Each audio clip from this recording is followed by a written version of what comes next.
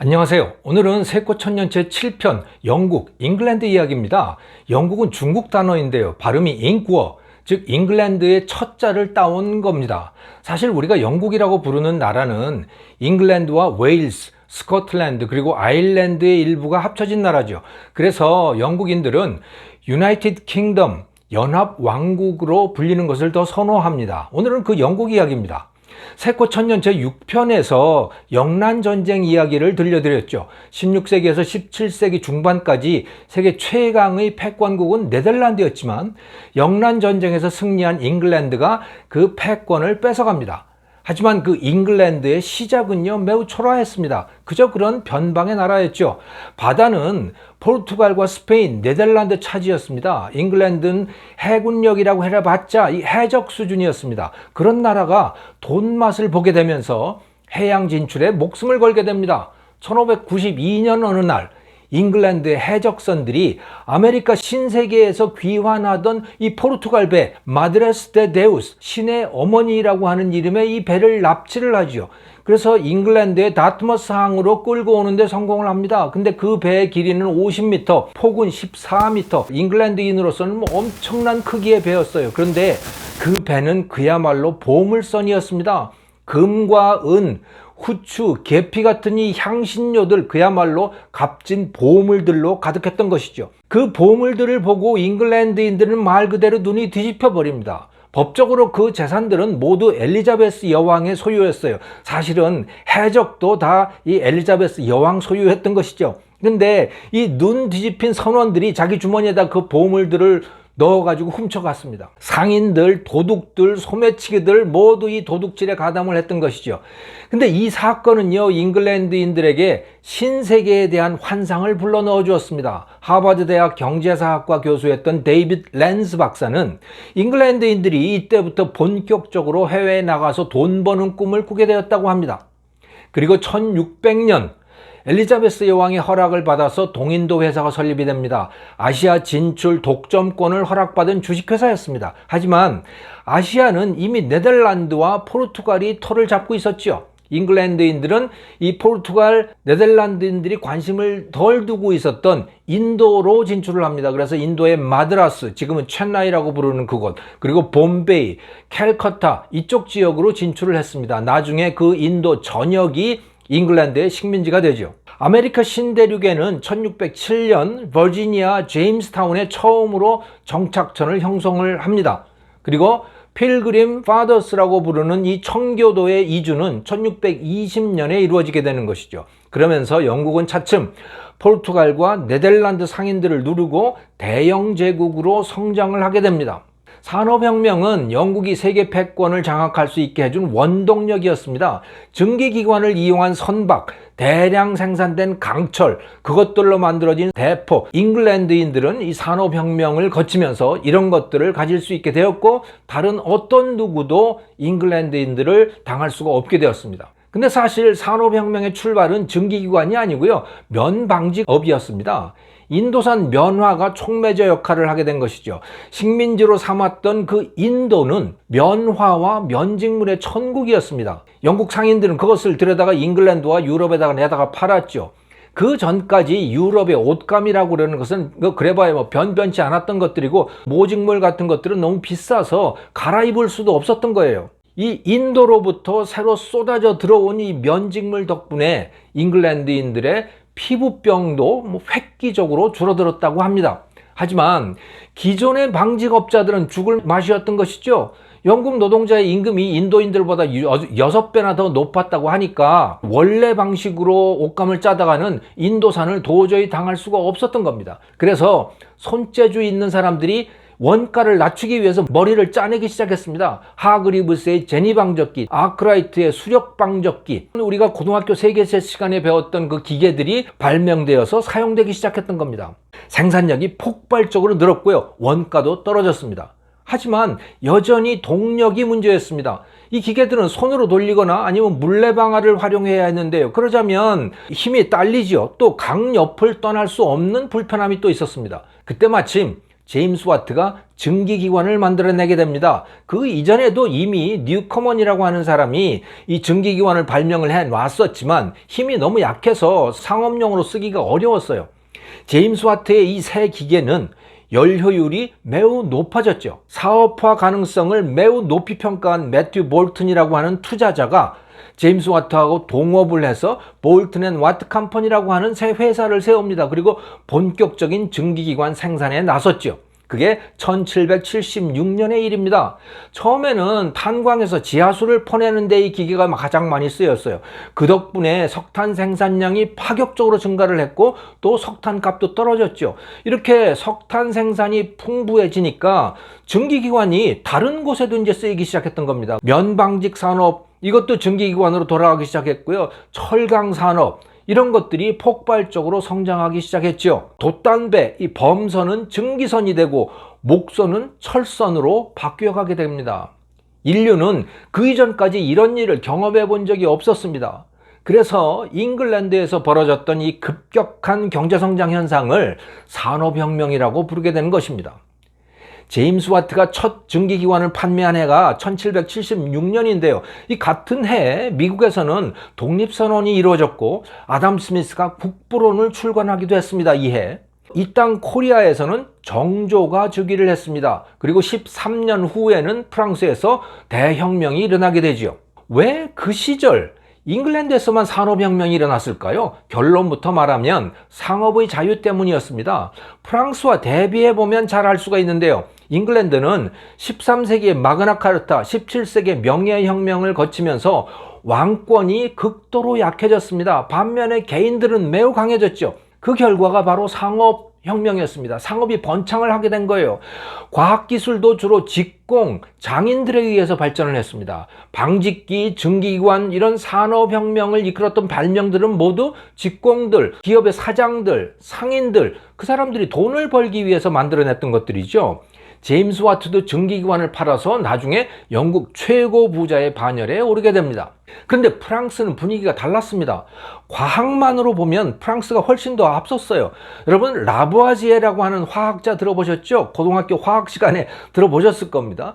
물을 산소와 수소로 분해하는 데 성공한 사람이 바로 이 사람이에요. 원자라고 하는 것이 존재한다라고 하는 걸 처음 증명을 한 것이죠. 1787년에는 Elements of Chemistry, 화학의 기초라고 하는 책을 출간을 했습니다. 현대 화학은 이 프랑스 화학자 라부아지에로부터 출발을 한 것입니다. 이 사람 말고도 라플라스라든가 푸리에, 라그랑지, 앙페어라고 하는 그 단위를 바로 앙페어라고 하는 이 사람이 만들잖아요. 그리고 라마르크, 뭐 이런 기나성 같은 수학자, 과학자들이 프랑스에는 많았습니다. 하지만 잉글랜드와 달리 이들의 과학기술은 대학 강단에만 머물렀던 겁니다. 실험실 속에만 존재했던 거예요. 프랑스인들은 모두 공무원이 되고 싶어 했죠. 이 화학의 아버지 라부아지에도 엉뚱하게 말이죠, 국세청장을 지냈는데요. 1789년에 프랑스가 혁명이 일어났을 때 그때 잡혀서 길로틴에서 참수를 당하게 됩니다. 영국이 장사꾼의 나라였던 반면에 프랑스는 공무원과 학자의 나라였고요. 그 때문에 프랑스의 산업혁명은 잉글랜드보다 100년이나 늦어지게 됩니다. 어쨌든 산업혁명을 거치면서 영국은 세계 최강의 국가가 되었습니다. 네덜란드에 이어서 프랑스의 나폴레옹도 꺾게 되었죠. 아시아에서는 인도, 미얀마 같은 동남아시아를 거쳐서 또 중국으로도 진출을 했습니다. 이 잉글랜드는. 자, 그런데 인도가 면화의 천국이었다면 중국은 차의 천국이었습니다. 깨끗한 물이 부족했던 유럽인들은 물 대신에 술을 많이 마셨습니다. 독일인들은 맥주, 이탈리아, 스페인은 와인을 마셨죠. 잉글랜드인들도 맥주를 많이 마셨습니다. 남녀노소, 어린 아이들까지 모두 이 맥주를 마셨던 거예요. 그러다 보니 늘 술에 취한 상태일 수밖에 없었죠. 그런 그들에게 중국산 차는 완전한 신세계를 제공해 줬습니다. 차를 끓여 마시니까 소독도 되면서 정신은 더욱 맑아졌던 것이죠. 영국인들은 차 없이는 살 수 없는 지경이 되어버렸습니다. 영국의 상징, 바로 차가 되어버렸던 것이죠. 다음 그래프에서 보시듯이 산업혁명이 본격화되던 1780년대부터 차의 판매량도 급증을 했습니다. 차를 마시기 위해서 중국산 도자기도 엄청나게 수입을 하게 됐습니다. 문제는 돈이었습니다. 잉글랜드인들은 면직물의 경쟁력이 있었는데요. 근데 중국인들은 영국산 면직물 이런 거 필요로 하지 않았던 거예요. 천하의 중화인들 아닙니까? 이 서양 오랑캐 것들을 도저히 쓸 수가 없는 것이죠. 중국이 필요로 했던 것은 그냥 돈, 즉 은만 요구했던 겁니다. 그러다 보니 잉글랜드인은 중국산 차와 도자기를 수입하느라고 은 잔고가 바닥을 드러내게 됐던 거예요. 그래서 잉글랜드인들이 국리 끝에 찾아낸 해결책이 바로 아편입니다. 동인도 회사가 지배하던 인도의 벵갈 지방에서는 아편이 많이 생산되었는데요. 그것을 중국에다가 몰래 들여다가 팔았던 거예요. 그리고 중국인들은 그 아편에 중독이 되었죠. 그리고 아편을 사기 위해서 아낌없이 은화를 지불을 했던 겁니다. 대략 한 3천만 명 정도가 이 아편 중독이 되었다고 해요. 근데 그 동인도 회사는 그렇게 벌어들인 그 은으로 차와 도자기를 수입해 갔던 겁니다. 자, 그러다 보니 이 청왕실이 가만히 보고만 있을 수는 없는 거 아니었어요. 그래서 1840년 임칙서라고 하는 사람을 시켜서 인도산 아편을 몰수를 하고 폐기를 해버리죠. 근데 잉글랜드는 야, 우리 거를 왜 너희들이 다 가져갔냐 하면서 전쟁으로 응수를 했습니다. 이것이 바로 아편 전쟁입니다. 하지만 청나라 군대는 이 산업혁명의 결과물로 무장한 잉글랜드 군대를 당할 수가 없었어요. 참패를 당하지요. 그 대가로 청은 홍콩을 잉글랜드인에게 내줘야만 했고요. 광둥 같은 5개의 항구를 개항을 해야 했습니다. 청나라는 1856년 제2차 아편전쟁에서도 패했습니다. 황제가 베이징을 떠나서 여름 별장으로 피신을 하고요. 황제의 별궁이 유린당하는 지경에까지 몰리게 됩니다. 중국이 거의 반식민지 상태가 된 것이죠. 중국이 세상의 중심이고 누구도 범할 수 없는 중화다라고 하는 것을 믿어왔던 이 중국인들, 그리고 그 중국을 받들어 왔던 이 주변의 아시아인들에게 하늘이 무너진 것 같은 충격이었을 것입니다. 서양 세력이 아시아를 압도하게 된 현상을 서세동점이라고 부르는데요. 동양 3국이 모두 서세동점에 부정적 반응을 보였죠. 하지만 그 정도는 나라마다 달랐습니다.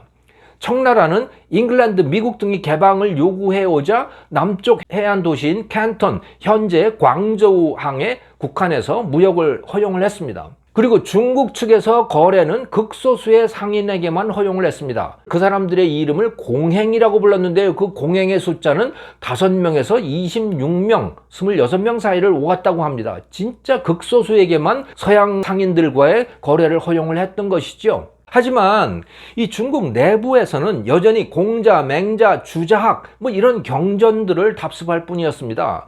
중화가 세상의 중심이고 최고라고 하는 이 그 세계관, 그 판타지에 안주를 하다가 결국은 아편 전쟁을 겪으면서 현실의 뜨거운 맛을 보게 된 것이죠. 도쿠가와 막부가 지배하던 일본도 서양인과의 접촉은 제한적으로만 허용을 했습니다. 나가사키만의 작은 섬 데지마로 한정을 했던 것이죠. 하지만 서양 문물에 대한 태도는 완전히 달랐습니다. 중국인이 공자, 맹자를 벗어나지 못하는 동안에 일본인들은 네덜란드의 문물을 적극적으로 흡수를 했습니다. 그것을 난학, 란카쿠라고 부르는데요.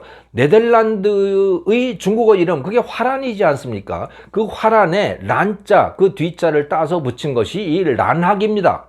그런데 그림에서 보시는 이 내용은 1774년 일본에서 발간된 해부학 책, 해체신서라고 하는 이 책의 한 페이지입니다. 2명의 일본 의사가 네덜란드 책을 참고해서 쓴 것인데요. 놀랍지 않습니까? 인간의 내부를 그때부터 알고 있었다고 하는 사실이 말입니다. 이재마 선생이 세상 모든 사람의 체질을 태양, 태음, 소양, 소음 이 4가지로 분류한 이 사상의학을 만든 것이 1800년대 후반이에요. 이 조선 땅에서는. 해부학을 알았더라면 이런 것을 만들지는 않았었겠죠. 근데 일본인들은 이런 해부학뿐만이 아니고 기차라든가 증기선의 원리, 이런 앞선 서양 문물들을 이미 1700년대부터 적극적으로 받아들였던 겁니다. 이런 분위기가 조성되어 있었기 때문에 1853년 미국의 페리 제독이 배를 몰고 개항을 요구하자 큰 마찰 없이 문을 열게 된 것입니다. 일본은. 그들은 오히려 페리 제독의 그 배를 타고 미국과 유럽 나라들로 나가서 서양 문물을 적극적으로 배워오게 된 것이죠. 그것이 메이지 유신 이후에 일본의 근대화로 이어지게 된 겁니다. 이미 잘 알고 계시듯이 세상 변화에 대한 조선인의 대응은 철저한 외면이었습니다. 위정척사라고 부르죠. 바른 것을 지키고 그른 것을 배척한다는 것. 이것은 주자학만이 바른 학문이고 정학이다. 나머지는 모두 사학하다. 이렇게 취급을 했던 거예요. 1780년 무렵 박제가, 박지원 이런 사람들이 청국을 다녀온 후에 자, 우리 오랑캐 타령만 하지 말고 청나라 오랑캐라고 하더라도 그들로부터 배워서 힘을 기르자 이런 소리를 내기는 했습니다. 우리가 실학, 북학파라고 부르는 그 흐름 말입니다. 하지만 그저 몇 명이 하는 넋두리일 뿐이었던 거예요. 대세는 여전히 주자학이었습니다. 개혁군주라고 불리는 정조 역시 크게 다르지 않았습니다. 그래서 천주학쟁이 실학자들은 다 잡아 죽이고 귀양을 보냈던 것이죠. 나중에 대원군은 철저한 쇄국으로 맞섰고요. 그러다가 1876년 병자수호조약, 즉 강화도 조약으로 강제 개국을 당하게 되는 것이죠. 코리안들이 스스로 문을 연 것은 거의 90년이나 지난 1960년대부터입니다. 오늘은 세꽃천년 제7편 잉글랜드의 산업혁명과 아편전쟁 그리고 동아시아 3국의 대응에 대한 이야기였습니다. 제8편은 프로테스탄티즘, 즉 개신교의 발흥과 근대 자본주의 발전에 대한 이야기입니다. 감사합니다.